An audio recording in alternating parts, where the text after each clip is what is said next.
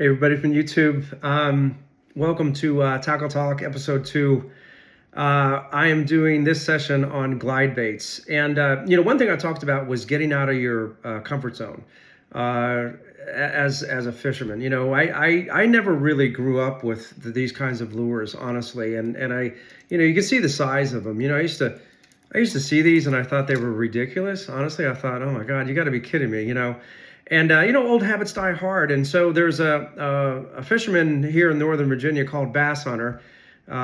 He's an avid user of glide baits, and he absolutely convinced me to get out of my comfort zone and give it a try. So does this stuff work? Yeah, you bet it does.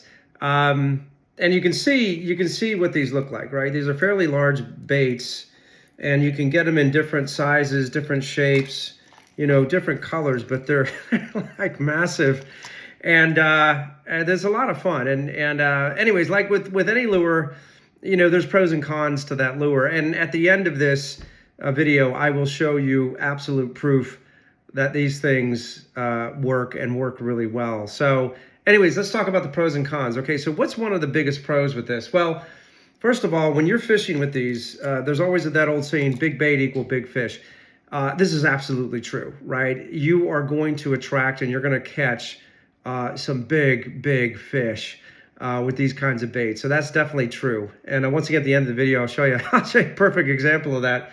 The other one is drawing out big fish, right? So part of what's going to happen here is these fish, if the water conditions aren't too cloudy, these fish are going to be able to spot this bait from a fair distance, right? So it's not uncommon for big bass to, see this thing maybe 30 feet away. And if you have live scope, you'll see these fish actually come in on this bait from that kind of distance and hit it. Or also if you have very, very large fish that are in, submerged structure like, logs or weed beds or rock ledges or whatever, you're going to be able to draw those fish out. The other thing is you're going to catch more than big bass on these things.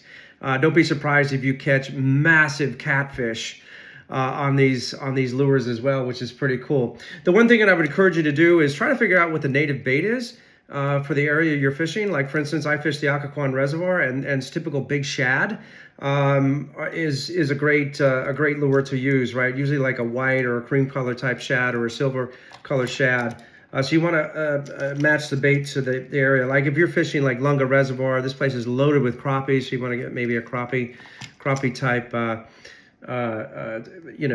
color scheme.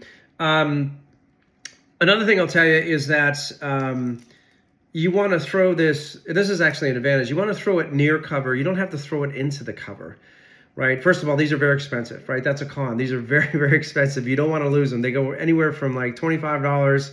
You can go all the way up to $200 for custom made ones. So you don't really want to lose these, but you don't have to throw it into cover. Like I said, you're going to be able to draw the fish out of it. All right, let's talk about some of the associated cons with this. One of the biggest cons that you're going to have with this, it's going to require patience.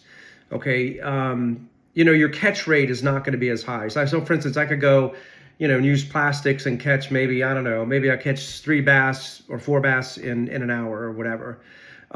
Your catch rate is going to be a lot lower on this one, right? So it's going to require patience, but you are going to catch bigger fish.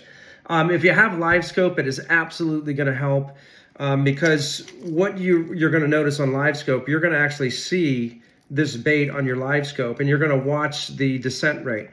And that's another thing too, right? If you have a target depth you're going after, live scope will help watch that bait and watch how fast it actually gets down into that target depth zone.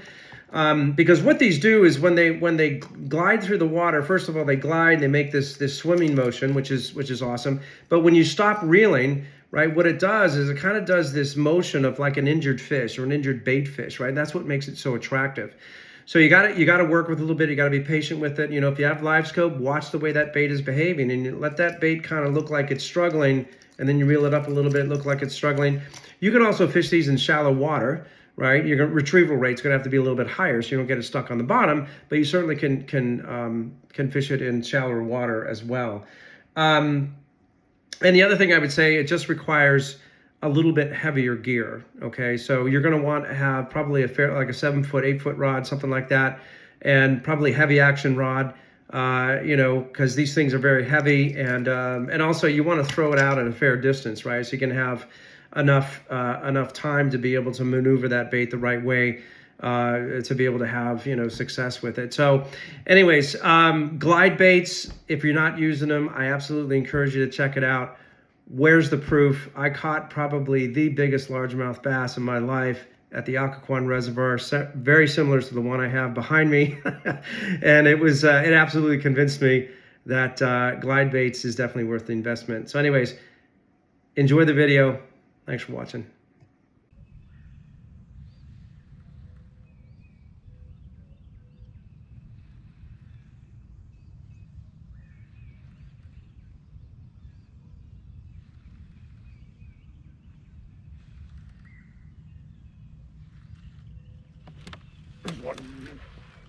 Oh, wow.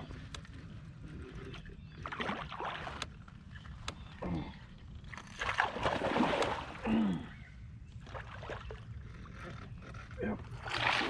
Look at